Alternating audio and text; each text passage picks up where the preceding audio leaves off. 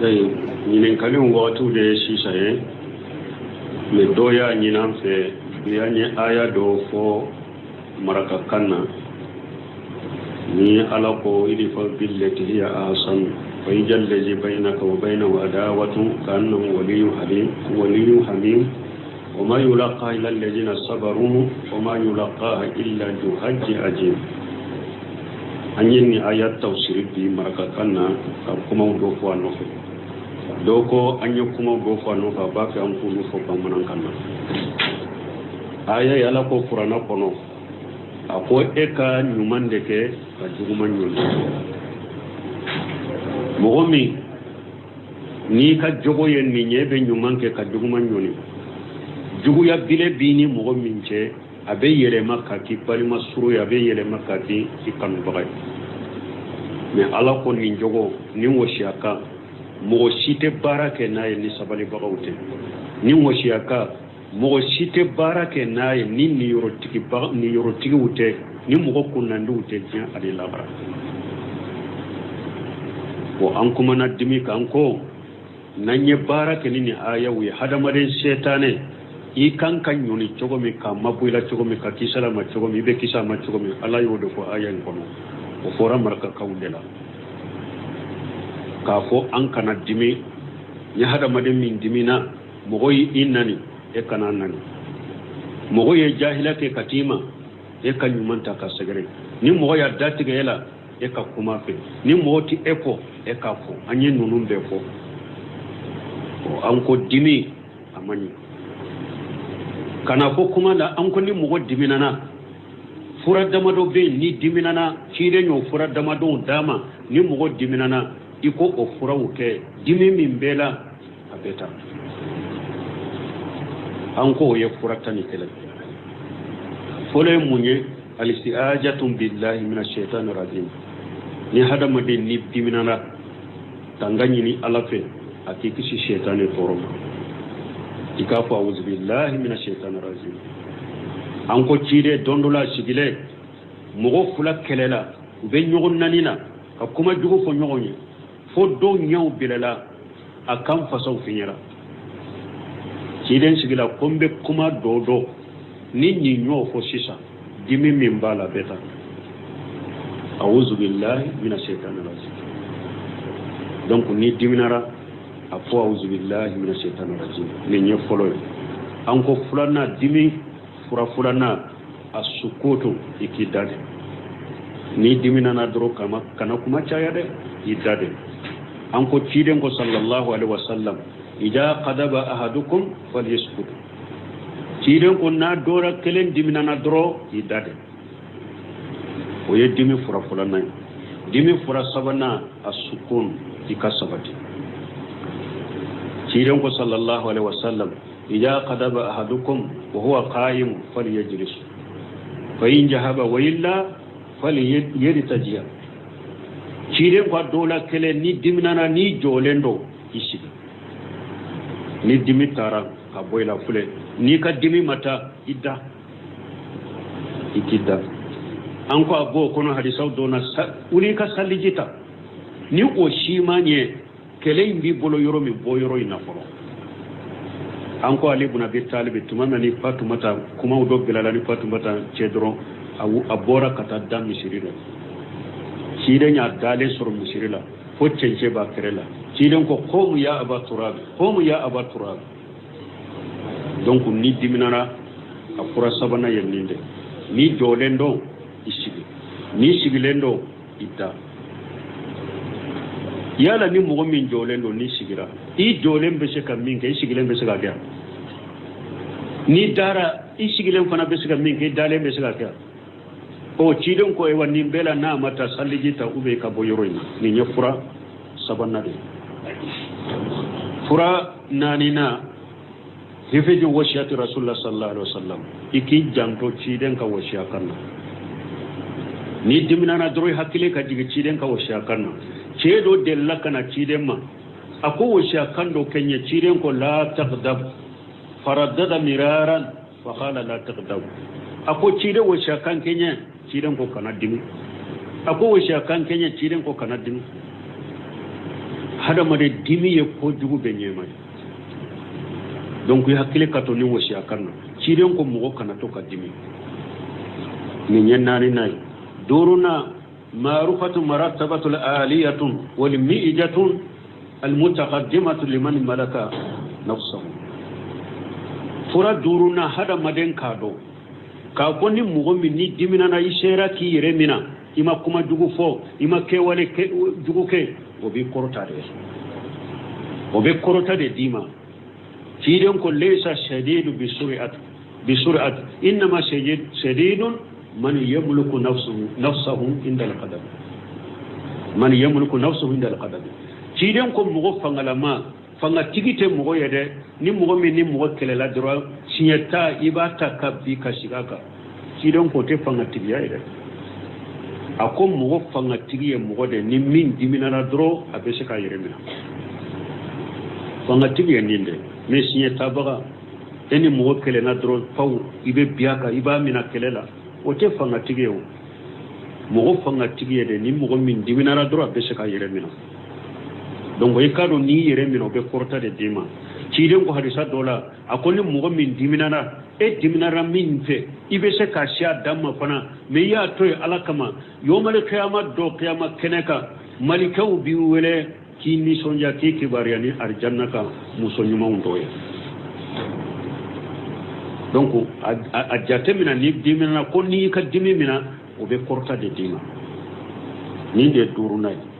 woruna ataashi bi hadihi sallallahu alaihi wasallam ewa ikawoshiya ewa washiya ewa woruna ikachide ladre sallallahu alaihi wasallam an ko dolola chide nyere ko to tamara kuma kuna rabu do nana ciiden ka briefing min ba kanna ka ciiden ka briefing min ka sere akanna fo briefing no tora ciiden kanna ko ciiden ka leso tuma min uya min ka bo ciiden na ye ciiden ka briefing bila ciiden yelela akwaye dota ka dinima an dola kele moti ce abe kuma la dura mai ce ni koli yere e de beta biya ka bugo ni e cera ni ka koliye de be sabariya donc ni dimina na dron ci den la dege ci den tumbe dimi arabu kuma kuna arabu bena ko ka ka brifini sera kanna fo ka sere fo no be to kanna me ci den te foi kula abe sagi kuso kama kana donc ni de worona wolon fulanna ma'rufatu أراد أن رد الغضب من علامات المتقين إكادو كوني مغمي ني ديمينا ني بي كديمي ساغي كاكونو على نيسرنيا باو تاما سودي يومبي قران آية دبالا كومي واتي تليا دي كامن يو كديلي لا وتوي إكادو كو على نيسرنيا باغا تاما سيدي نا ديمينا نا درابا كديمي ساغي دونك يكي كديمي ساغي ني ني ولون فلان ناي segina atazakkur inda tazkir ni diminara ni mugo komanu fe yu hakili jigi ikamiri katasi hakili kaji anko delle mu ni Umar ibn Khattab aleka khalifa yala qur'ana kalamba nganau alebe ulude kira yerela folon ka qur'ana karamba nganau nan ta te kelanya de uluka qur'ana kalani fitu huni famu de be nyombe qur'ana durusi ndoronte ayo hura bul qaisi qur'ana kalamba de atumbe Umaru kerepe mgola abali make dore nana dondola ko ale hajube Umarula ko hura bun qaisika jenyi no Umaru fi anil Umar kasika sigi aka haju foi hura bun qaisi ya ko Umar ko basi tala kana ke tara dura donna Umaru ka ya doya ko de khatabi tenya iye min ndi amma ima chaman di amma ima tile an ka kola ima siralanya an ka kola Umaru diminara atora soni Umaru ka bicenga kwa babu hora ibn qashi aya kala Umaru ka ako Umaru ala kwa kan nabi mama qudul afwa wa amru bil urf wa aridi anil jahilin ala kwa ka cide ma ko cide akoy ya famina mughula ika mugo nyamara ne nyumai ika jahiliye ka toy ako Umaru ne nya jahili de nin toy wa kana waqafa inda kitabillah o fora duro Umaru jora dimi tumbe Umaru la adususu mana a jora ala ka aya yorola awun do lawan kelen fule ni awun ni do diminana kana gere wala de emi nyere beta koy ba la de ma bo akora ba bo nyako ani min be kelela kelebe bo ani o chewo kelebe yere ma yede ka tellement ka do dusu ciale no donc hada ma de ni diminara ni kuma keri fe miri katas ikajo dimi min be lay dusu kasuma donc ni de shekinay konontonna ma'rufatu mashawir khadabi ikado ni hada ma de min diminana dimi fura doye munye awa ikado ko dimi ko jugo dimi ko ciale chama de ba no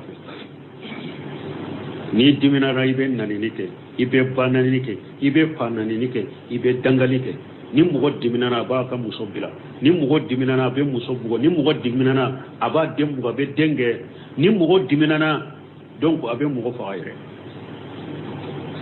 dimi be ke sababu be mugo faayre dimi be nani nimbe awa dimi be ke sababu ka tora la se yerema do dimi to ubu tege fili mugo do ma tege be tabbe ko ma do la yere tege be karite do dimi to aye dimina min corona ko ba bugo bolira be bola no fe fo ale yere be tabbi na sem makari borona kari ube kanyire na kara na sa yere dimi be nimbe la se mugo ma awa dimi be yere fa yere la se mugo ma do mugo do be dimi to do la na bunyana do kirje ba yere minata be sa yere miri nimbe la kon nimbe be dimi la de o be ke sababu e ibika dimi mina ni nyakon to nay tanna ta'ammulul qadibi nafsuhu lahajati alqadab dimi baga dimi fura do e munya ni diminana yi diminana wakati mi ire la jedro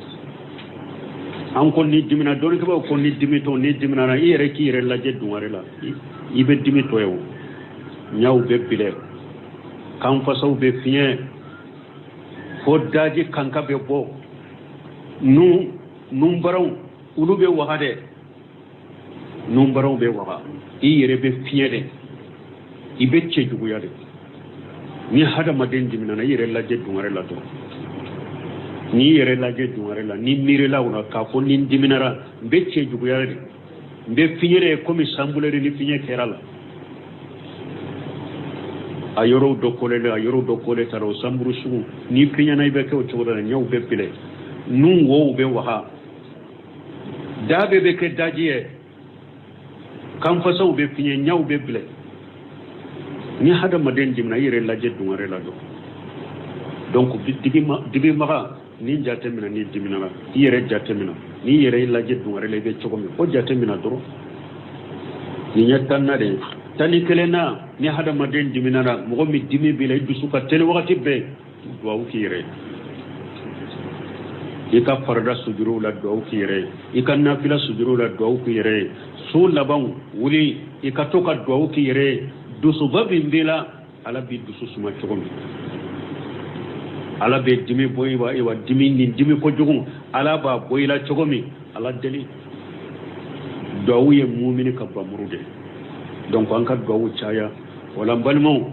nanye barake nununya aya min temna nyore fo maraka kanna ni islamu tunye barake ne qur'anaye ko chama be islamu cela o te islamu cela mo wore de be nyabo amfe me islamu laje janko am ko jamanu nunu dun kono na ube kele misiri kono na ube kele misiri kono na kele kari kono na kele bedde kono na kele hari gotoron kamale umbe kele nim gotoro en kaybe doye de mobili jolembe yampe do ka mobili jolembe yampe be mu nyogo mina gotoro ka mo de bunu faraka bo nyogo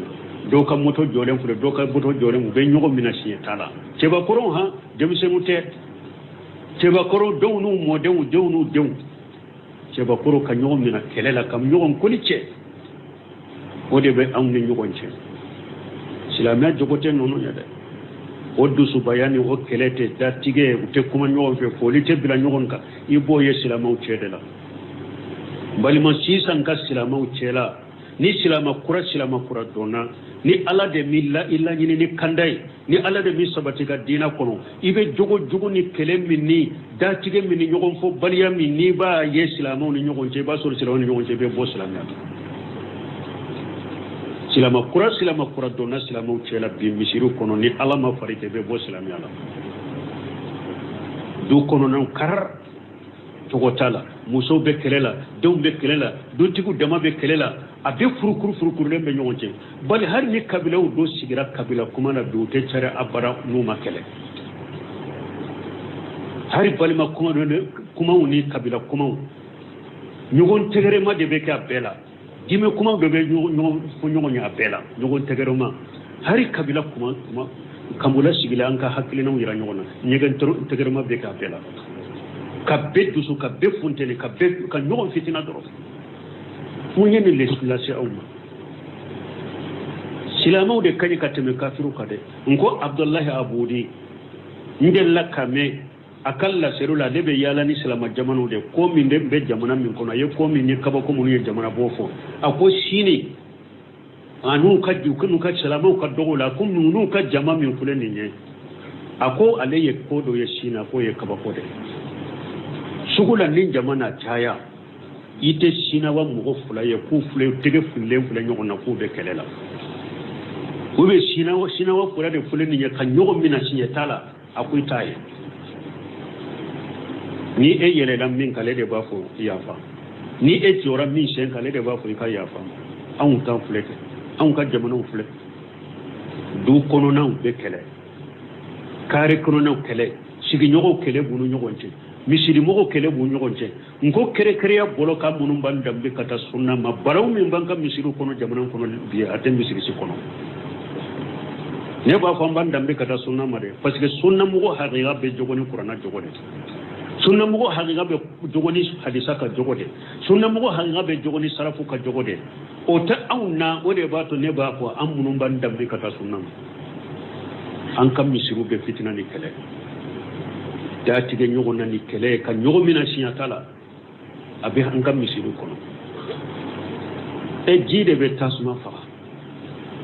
ani tasuma bora jire kono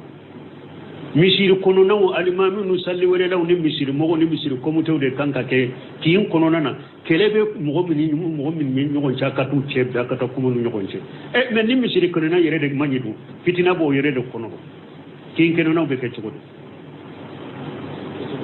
avec chogode jamanu amunum bandambe farafiu ankan dusu suma doni de nin kele bambali ni nin dusu bambali ani ni be atege bambali abaunde bolo kafiru no ka kafiriya tante ulu bolo ka nyogon foli to tante ulu bolo kanka dimi nyogon ko bena ka barade nin furuku bebe yande hari nyode fo haranta to hijirola ni wedo abion ko no kele anka jamana ko nube bo abion kono kele nube do bisi kono kele nube bo bisi kono kele jatigira udali minani kele anta wa futo arabu fule ne ma ko arabu be kanyede ne arabu fule ni bilala adola le de ba fo ma yafima me ni bilala parafum dola betere ale de be tege fariku iya ale korodura be tege farikute uba bi banani to uba be banani to uba bi yere nanti ale kaba koro ukatanta yoro bekele tantaw minna kele tantaw arafa kele ibaye an jamanon kam go doronde bolo mado munye nin dusu ba yalla shamare nin kele ni nin dusu ba ya munya Allah sama amma fa be nyuma umbala dante jamana be to wacina mo nyuma umbe hada madon kera to go mo nyuma umbala me ambe kuma chaya de ka chama de jogo furende nyanka jamanon ko ala kan kisala kan tanga donc anyen nunu fo maraka kanna do ya nyinan fe nim fura munu be dimula an ko fo famuran kan fanana anyen ulu do fote alaka andu susuma alaka an kambe alaka njebe tinyaka fura e wa kelem ni fitina min be misiri kono na alaka fura ka boy do kono na ala kunye ku dama kari kono na bedde kono na jamana kono na alaka kan kanu do yogona ni tinyai ko tafsirin kono na da magana qur'ane dangali yoro wala ko are de qur'ane tanga wani mo ko amati ko awere ko qur'ane tangale ko adu men hadisa ko mo na awere ko hadisa mawdu be dubu be do ko be ni mbala bo yana tanga ka qur'ane tangale do na hadisa ko be amin ke ga tiko bo ko ewa do be se ka ko nunu ni subu hawde ko an ko qur'ane tangale do bo wannan ko qur'ana tangalendo ko hadisau fana ko hadisau dobe an ba ku de fa an ba ku mawdu wala ante ulutto siya kele an kan wasado qur'ana lawa nanyang ngasado qur'ana da ambe baraka ni hadisa de ni ya ima baraka ni hadisa dro mi wasado qur'ana dina ni mogo ya wasado qur'ana de be baraka ni ciden ka sa sale ni mogo ma baraka ni ciden ka sale mi wasado qur'ana de qur'ana de ko o ma yantiqu anil hawa in huwa illa wahyuha qur'ana de ko ciden ta kuma na nin dunwaye da aye fenwo fenfo wa haude do ala ya ciyama ciden ka risa sale ne wa haude ala da ya ciyama qur'ana de ko ma atakum rasul fa khujuhu wa ma nahakum an fantahu qur'ana de ko ni ciden ne fenwo fen de auma sariya ko ni fenwore la ya mina ciden ya bal minna ayatu qur'ana de ko alai ala ya qur'ana jide ciden kan litubayyana lin-nas ma nujila ilayhi akonni alayya kitabu jigika puri ka bangali ke mogo ye nyemmin jigika ka bange mogo ye ciden ka hadisa de be qur'ana bangi sirate mogo bolo ka qur'ana korodo ka famu ni ma ciden ka hadisa de awa ciden ko ala inni utitul qur'ana wa mislahu ma ciden de ko qur'ana dirane ma anika qur'ana nyogona faraka hadisa sahalew harisan na to de misilaihi ma ani qur'ana nyogona fulana ka faraka donc ni mo min ba ko an kan nasaro qur'ana la ni bi wasaro qur'ana la be baraka ni ciden ka sa sahalunde ni ma baraka ni ciden ka hadisa sahalunye ima jenu ye ima wasani qur'ana de ha haji tafsir kelen ko la ni qur'ana jina kale arabu du ba qur'ana la we ko ni qur'ana ko ma ji kawore la ko jina kawore la ko la se ga ko wanda ma yanga jamono ko ni dobe ni kuma kelen ko qur'ana jina arabu de kana ma ji yanga kana donc kama amba la yana min ga buja bo ko do ba ko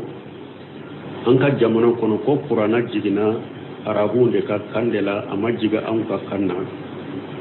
an arabu de tado ambe mun ko ye inna arsalnaka ila an-nasi kafata ala ko cire man ne yi ci mo bere cire ma ci arabu dro mare cire cire ambe de wa uhiya ilayka al-qur'an wa uhiya ilayka haja al-qur'an wa uhiya ilayya haja al-qur'an liunzirakum ومن بلغ لأنذركم به ومن بلغ وأوحي إلي هذا القرآن لأنذركم به ومن بلغ ala ko qur'ana kono ciden ka fanya ala yen nin qur'ana wa hu kana nema nka qur'ana la sha'u ma ni qur'ana shera mo ma ko kata jewo arabu doron tayi wore arabu doron tayi waya o man balaga qur'ana shera mo ma silamala ciden kam man tawla qur'ana kam bima ede ta ala yulu bonya ku karamana ye ka jigu ka kanna anya fo chogomi yere jijam be arabu la gun nindi alama gun na folo di alama ewa kam be jiya kono arabu kande kausana be arabu kande yurwale na be abbe arabu kande fran fasile do na be wodi da alaye arabu kan suwantiya ko aka qur'ana jige ala me qur'ana kam bambe de ma ambe de taye qur'ana ambe de taye islamai ambe de taye qur'ana ambe de taye arabu kan ban Sheikh Albani ko ni ale shebala jamana si dia jamana be kabutali abi arabu kande ko ako pasige arabu kande islamu kallangi arabu kande allangi antara allangi wore utare antanga islamiya dore uba kanu de tanna sino islama ni ka islama ibe keleya annofe na kanu bila ni ba fe arabu kande islama be ka kanye parce que qur'ana jigina arabu kande la qur'ana de islama be de tay Quran islama bede tay donc arabu kanye bede tay donc arabu islama yere ni shebu ye ni panga be islamiyala jamana manka kansi fo ka sabili ke kansi ka jamana mara ni kansi ne arabu kanje en ko jamakulu sabawo de tumbe jamakulu sabawo tumbe jamara ni arabu kande be fo yorobe umar ibn khattab tilela ni ya har kamure ko min arabu kanya bibo imamuna maliki nunu ni ye kangure foy kumana kangure la ni arabu kante darurate hajute ibi nyangide munna maliki koko aywa kutuba kana fo kangure la yebe ngo arabu kay mbonyalini atangalide do ni mani ko ewa kutuba kana kara kan wurela ire ni arabu kante parce que arabu kande islamo ka kanye o ya to malik ko kutuba kana kala kan wurela ni arabu kante suna ma ayafu ni hakilina arabu kan ka tanga ani be ka arabu kan ka hammi ka kala parce que na donna kutuba be kala arabu kan la te kala kan wurela arabu kan silama min mako be ka dina la ika hammi be ka dina la ibe arabu kan kala o kama purun ka to kun ka kutuba me o ya to yo hakilina ko awa munum bennin kuma so fendem bali kuma do fendem bali ya kuma ude do jahili kuma ude do bede taya arabu kanye bede taya qur'anai silama bede taya qur'anai awa arabu ye bede kallange ni silama bu yere kalama yere ni panga bola silama jamana bebe barake na arabu kande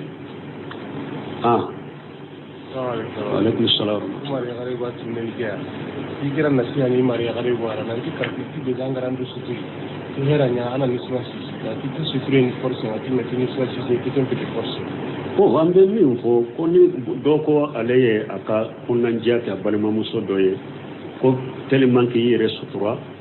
inye daw fana siri ko nye da siri ta wajibiye bon ni nye kuma min ye sosole bala doni ko no nyogonce an ka wakati doni ke ba fasamantin min yafo ko wajibi to we Sheikh Albani de jilbabil maratil muslima mais ako sunna de do ako shikatola de ako mugo munum be nyeda siri fana siri ko danteme kube e wa ko gelentigu ako fana ye danteme de ako sunna de muso ka nyeda bedatu ako shebo muso nyeda tugulende do abu beka hadisa unati shebo muso tabina muso be nyeda datugulende do ako ne kai si hadu kono ako delila tale de golo na ba ko jako ni ma ke ibe jurubu sora de tiso de ko me sunna do awa Sheikh Albani fana aka kalandau nya ko tuma mi atara makana musuran de musa benye sirlendo ko nuyu ye be ala kali bugude do itu ufanye resulo udatu lendo nyeda tugulende do donc ambe min ko doni ke bawo kan yugon soso kana o man tatabban rukhasa faqari tajandaga doni ke bawo ko ti ni doni ke bawo ka kuma laje min kan no e ma doribo ubeta yube munafiqin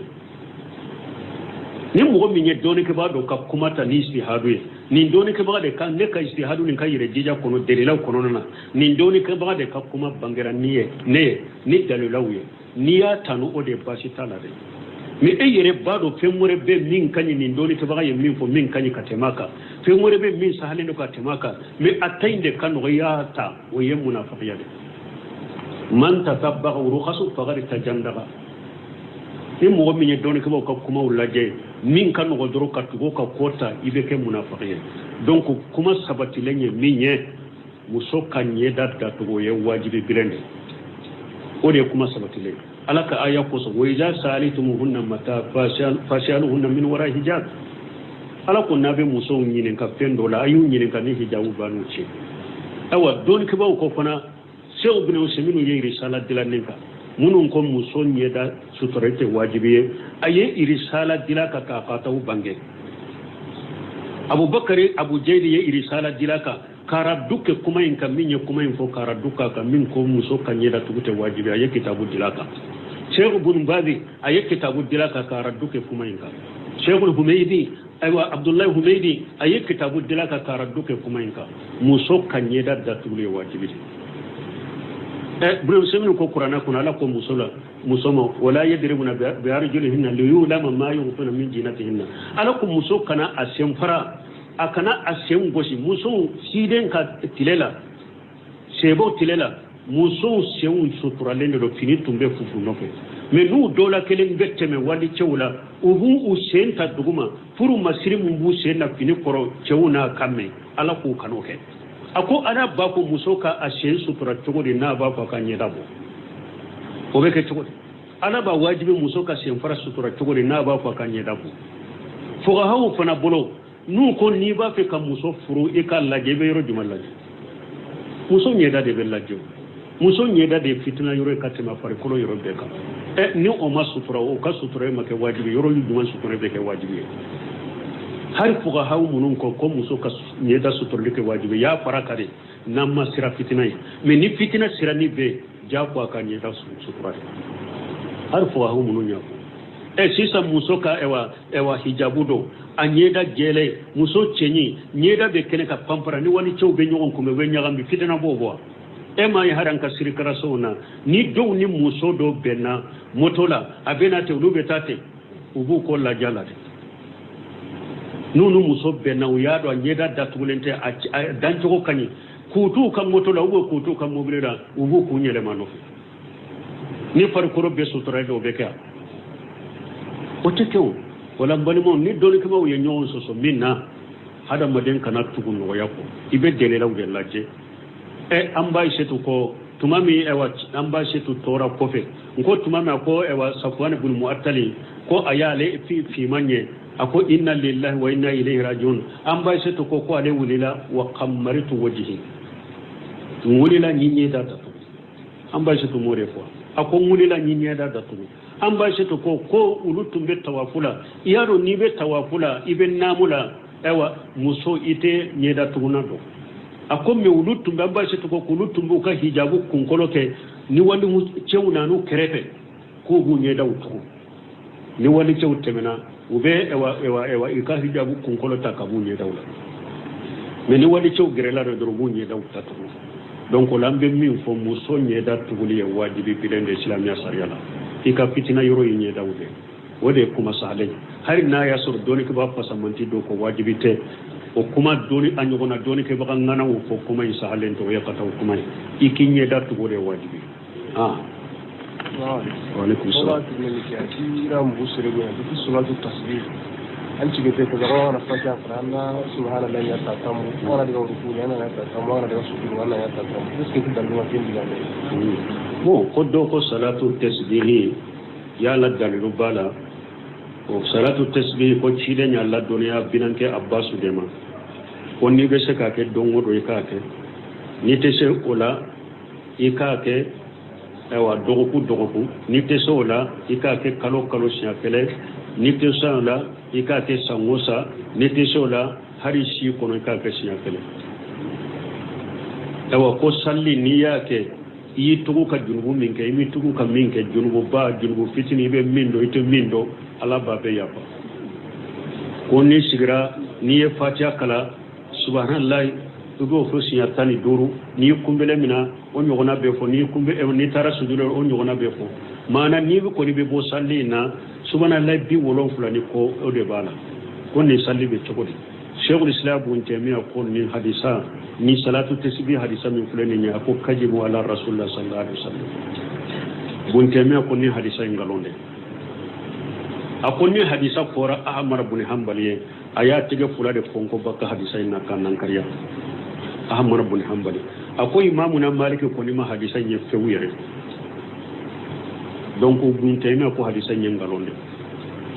ibn jawzi hadisa ndo hadisu mawdu ko hadisa munu nyangalonde alladinatu daima li bosil men wali fitai unyin karanne hadisa lo ko ne hadisa munkaru awo ko ciden aya qur'ana aya cite ciden hadisa sale cite minni ni hadisa be ngonda ko hadisa sale tanni buno semini nyin karanne hadisa ina buno semini ko buntemiya min fonne hadisa ka ko lo de tiya ni hadisa ngalonde donc ka barake ni salli to e bidia de rolle sigitala ne anya ko chomi li kulli jawari kabwa minyen mamur nasir din albana benni hadisa saha shehi abi dawra shehi nasai abenni hadisa saha ukono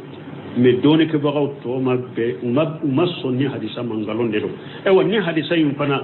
abeke sababu ye ka hada madenja pariya kallasu ka bila ka bayga junubu kelela parce que ni mo ba fe kabbi mo min ka ka faga doro na ya sur ni hadisa ga darani hadisa la beta tigi faga aba fo parce que ko hadisa do be ni tugu ka ka bayga junubu ke ni yo salli doro ala ba ya ko abeta tigi faga kana salli salli ni muso min nege bala beta tige ka jeriya ka no fe kana ni salli salli aba ire tugu ka galon tige ka doka hakke cinya ka tan ni salli salli abe findom bani la suka bila ko dugu de la donc hadisa sahlente ka barake na bidiya de subhanaka allahumma rabbana wa bihamdika ashhadu an la ilaha illa anta astaghfiruka wa atubu ilayk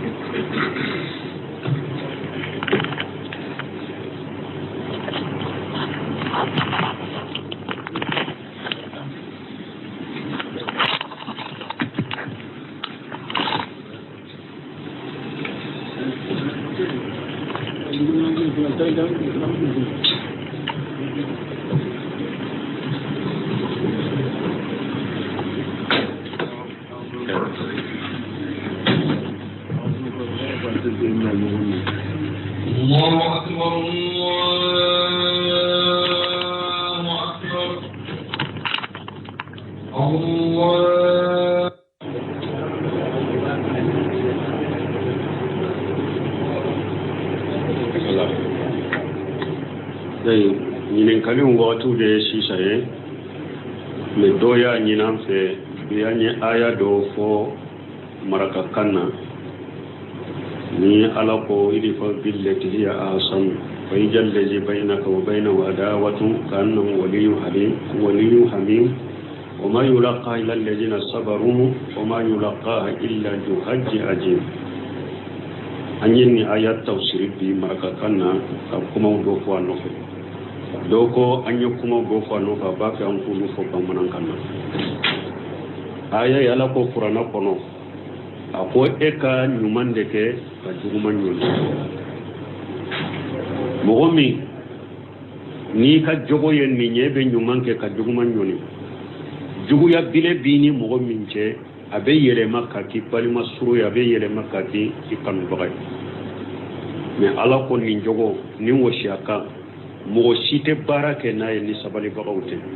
ni woshiaka mogo site barake naye ni yorotigi wute ni mogo kunnandi wute jiyan adi labara wo an kuma na dimi kan ko nanye barake ni aya wi hadamaren setane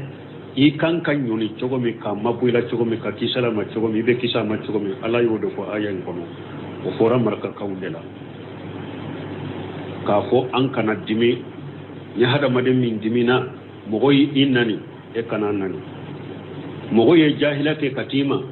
e kan nyumanta ka segere ni mogo ya datiga yela e ka kuma fe ni mogo ti epo e ka fo anye nunun be fo o an ko dimi amani kana fo kuma la an ko ni mogo diminana fura damado be ni diminana kire nyo fura damado dama ni mogo diminana iko o fura wuke dimi min bela abeta anko ye furatani tele fole munye alistiajatun billahi minash shaitanir rajim ni hada made ni diminana tangani ni alafe akikisi shaitane foroma ikafu auzu billahi minash shaitanir rajim anko cide dondola sigile mogo fula kelela be nyogon nanina akuma jugo fo nyogonye fo do nyaw bilela akam fasaw finyara ciden sigila kombe kuma dodo ni nyo fo sisa dimi min bala beta auzu billahi minash shaitanir rajim donc ni diminara afo auzu billahi minash shaitanir rajim ni nye folo anko fulana dimi fulana asukoto ikidade ni diminana dro kama kana kuma chaya de idade anko ciden ko sallallahu alaihi wasallam ija qadaba ahadukum falyaskut ciden ko na dora kelen diminana dro idade o ye dimi fulana dimi fura sabana asukun ikasabati ciden ko sallallahu alaihi wasallam ija qadaba ahadukum wa huwa qa'im falyajlis fa in jahaba wa illa falyartajiya ciden ko dola kele ni diminana ni jolendo isi ni dimi tara ka boyla fule ni ka dimi mata idda ikidda anko abo kono hadisaw dona uni ka salijita ni o shimanye kele mbi bolo yoro mi boyoro ina folo anko ali ibn abi talib tumana ni fatumata kuma do bilala ni fatumata cedron awu abora kata dam misirida ciden ya dale sur misirila fo cence ba kerela ciden ko qomu ya abaturab donc ni diminara akura sabana yenninde ni jolendo isigi ni sigilendo ita yala ni mogo min jolendo ni sigira I jolen be se kam min ke sigilen be se ga ga ni dara I sigilen fana be se kam min ke dale be se ga ga o cidon ko e wani bela na mata sallijita ube ka boyoro ni nyefura sabanna de fura nanina hefeji wasiyati rasulullah sallallahu alaihi wasallam iki janto ciden ka wasiya kanna ni dimnana doroy hakkile ka jigi ciden ka wasiya kanna ceedo della kana ciden ma ako wasiya kando kenya ciden ko la taqdab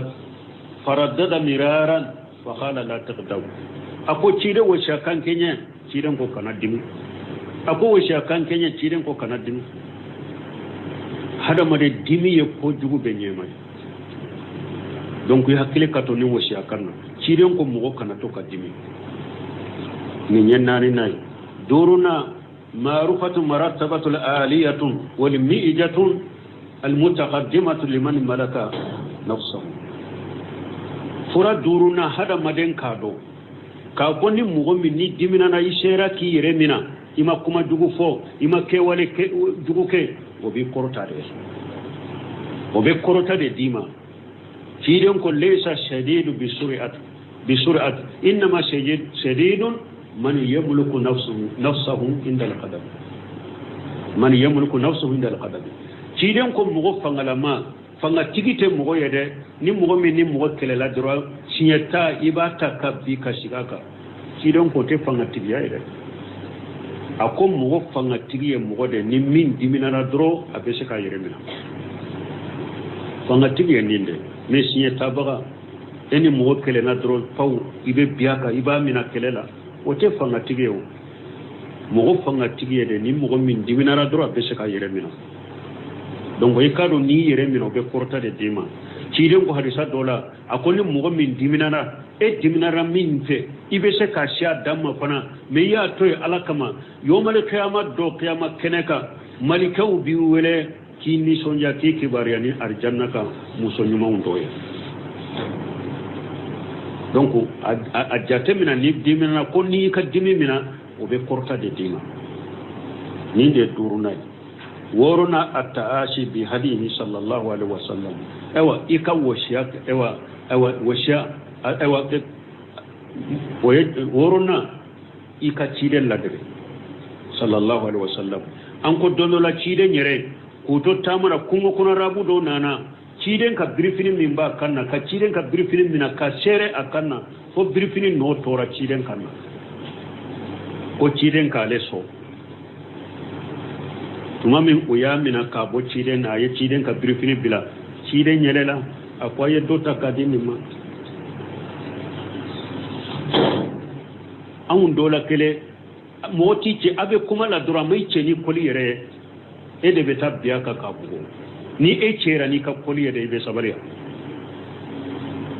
donc ni dimina na dron ciden la dege ciden tumbe dimi arabu kuma kuna arabu bena ko ka ka brifini shera kanna fo ka sere fo no be to kanna me ciden te foi kula abe sagi kuso kama kana donc ni de worona wolon fulanna ma'rufatu aradda anna radda al-ghadabi min alamati al-muttaqina ikado koni mu'min ni diminara ni bi ka dimi sagi ka kunu alanya sirnya bawta ma sawde yumbe qur'ana ayat de bala komi wati tele de kamane yu ka dele la wuto ikado ko alanya sirnya bagata man sede na diminana duraba ka dimi sagi donc iki ka dimi sagi ni nye wolon fulanay segina atazakkurin da tazkir ni diminara ni mogo komanu fe yu hakili jigi ikamiri katta si hakili ka jigi anko delle mu ni umar ibn khattab aleka khalifa yala qur'ana kalam baga nganaw alebe wulude kira yerela folon ka qur'ana karam baga nganaw nan ta te kelanya de uluka qur'ana kalani firhuni famu de be nyogon fe qur'ana durusi ndoronte aye hura bul qaishi qur'ana kalam bagade atumbe umaru kerepe mo wala abali make dore nana dondola ko ale hajube umarula ko hura bul qaishi ka jenyi no umaru fi anil umar ka shika shigi aka ka haju fay hura bul qaishi ya ko umar ko basi tala kana ke tara dura donna umaru ka ya doya ko de khatabi tenya iye min ndi amma ima chaman di amma ima tile an ka kola ima siralanya an ka kola umar diminara atora soni umar ka bice nga ko babu hora ibn kashi aya kala umaru ka ako umaru ala ko kan nabi mama qudul afwa wa amru bil urf wa aridi anil jahilin ala ko ka cide ma ko cide akoy ya famina mughula ika mugo nyamarane nyumai ika jahiliye ka toy ako umaru ne jahili de nin toy wa kana waqafa inda kitabillah o fora duro umaru jora dimi tumbe umaru la adususumuna ajora ala ka aya yorola awun do lawan kelen fulen ni awun ni do diminana kana gerwala de emi nyere beta koy ba la de ma bo akora ba bo nyeforo ani min be kelela kelebe bo ani o chewo kelebe yele mayede ka tellement ka do dusu ciale no donc hada made ni diminara ni kuma terife miri katas ikajo dimi min be lay dusu kasuma donc ninde shedinay konontonna ma'rifatu mashabir khadabi ikado ni hada made min diminana dimi fura doye munye awa ikado ko dimi ko jugo dimi ko ciale chama de ba no ni diminana ibe nani nite ibe banani nike ibe panani nike ibe dangalike ni mugo diminana ba ka muso bila ni mugo diminana be muso bugo ni mugo diminana aba dembuga be denge ni mugo diminana donc abe mugo faayre dimi be ke sababu be mugo faayre dimi be nani nimbe awa dimi be ke sababu ka tora la se yerema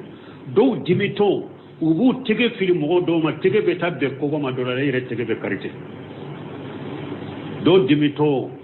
aye dimina min corona ko ba bugo bolira be bola no fe fo ale yere be tabbi na semma kari borona kari ube kanyire na kara na sa yere dimi be nimbe la se mugo ma awa dimi be yere faga yere la se mugo ma do mugo do be dimi to do la na bunyana do kirje ba yere minata be sa yere miri nimbe la kon nimbe be dimi la de o be ke sababu ye ibika dimi mina ni nyakono to nay tanna ta'ammulul qadib nafsuhu lahajatul alqadab dimi baga dimi fura do ye munye ni diminana yi diminana wakati mi ire la jedro an kon ni dimina do ko ko ni dimi to ni diminana ire ki ire la jeddu warela ibe dimi to yew nyaw be bile kam fasaw be fiye fo daji kanka be bo num baraw ulu be wahade num baraw be waha ire be fiye de ibe ce jugu yade ni hada maden dimina na ire la jeddu warela to ni ire la jeddu warela ni mire la una ka ko ni diminara be ce jugu yade be fiye ko mi sambulere ni fiye kerala ayoro dokole taro samburu sugu ni finya na ibe ko chogora nyaw be bile nun wo be waha dabe be ke dajiye kan fasaw be finya nyaw be bile ni hada maden dimna yere la jeddu ngare la do donc digi maga ni jatemina ni dimina yere jatemina ni yere la jeddu ngare le be chogomi ko jatemina doro ni nyatanna de tani kelena ni hada maden diminana mo mi dimi bi lay dusuka tele wakati be do awkire ika farda sujuru la do awkire ika nafila sujuru la do awkire so laban wuli ika toka do awkire dusu babi ndila ala bi dusu suma chogomi ala be dimi boy wa e wa dimi ni dimi ko jogum ala ba boy la chogomi ala deli do awye mu'mini ka bamurude donc an ka do chaya wala balmo nanye barake nununya aya min temna nyore fo maraka kanna ni islamu tunye barake ne qur'anaye ko chama be islamu chela o te islamu chela mo wore de benya bo anfe me islamu laje janko am ko jamana nunu dun kono na ubekele misiri kono na ubekele misiri kono na kele kari kono na kele bedde kono na kele hari gotoron kamale ubekele nim gotoro en kaybe doye de mobili jolembe yampe doka mobili jolembe yampe be mu nyogo mina gotoro ka mo de bunu faraka bo nyogo doka moto jolem fu doka moto jolem be nyogo mina shi tala ceba koron ha dem se mute ceba koro downu mo dew ceba koro ka nyogo mina kelela kam nyogo kolice o de be am ni nyogo nche silamia jogote nono nyade o dusu bayani o kelete datige te kuma nyon fe foli te bila nyon ka ibo ye silama uchede la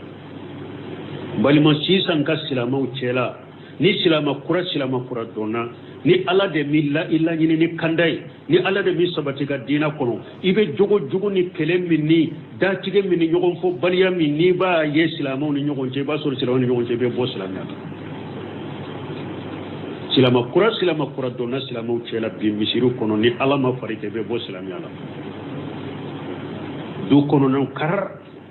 togotala muso be kelela dum be kelela du tigu dama be kelela abe furukuru lembe nyonje bali har ni kabila do sigira kabila kuma na do te chare abara numa kele hari bali ma kuma uni kabila kuma nyogon tegere ma de be ka bela dime kuma do be nyogon ya bela nyogon tegere ma hari kabila kuma kamula sigila anka hakilina wira nyogona nyegen tegere ma be ka bela kabbe dusu kabbe funtene kabbe kan nyogon fitina doro munye ni leslasi awma silamaw de kaji kateme kafiru kade ngo abdullah abudi ngella kame akalla serula debe yala ni silama jamanu de ko min de be jamana min kono ye ko min ni kaba ko mun ye jamana bofo ako shini anu ka jukunu ka silamaw ka dogola ko nunu ka jama min fulani nye ako aleye kodo ye shina ko ye kaba ko de sugula nin jamana taya ite shina wa mugo fula ye ku fule tege fule nyogona ku be kelela ube shina wa fula de fule ni ka nyogo mina shinya tala akuitaye ni e yele lam min kale de bafo yafa ni e jora min shen kale de bafo ka yafa an ka fule an ka jamana fule du kono na be kele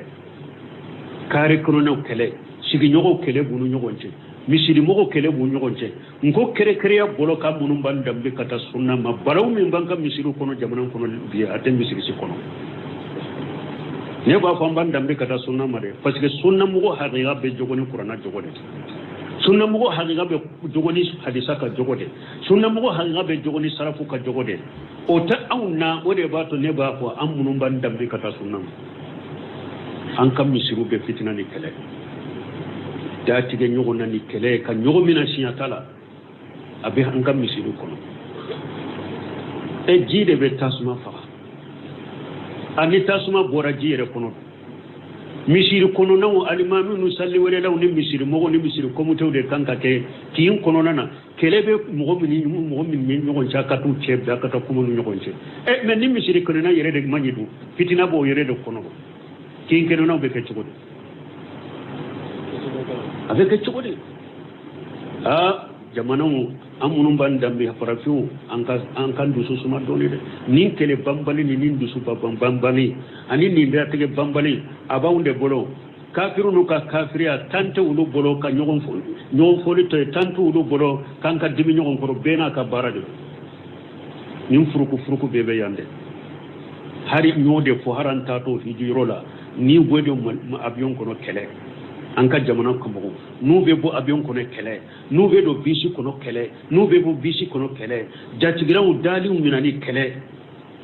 anta wa futo arabu fule ne ma ko arabu be kanyede ne arabu fule ni bilala adola le de ba fo ma yafima me ni bilala parafum dola betere ale de be tege fariku iya le korodura be tege fariku te uba bi banani to uba be banani to uba bi yere nanti ali kaba koro ukatanta yoro bekele tantaw minna kele tantaw arafa kele ibaye an jamanon kam go doronde bolo mado munye nin dusu ba yalla samare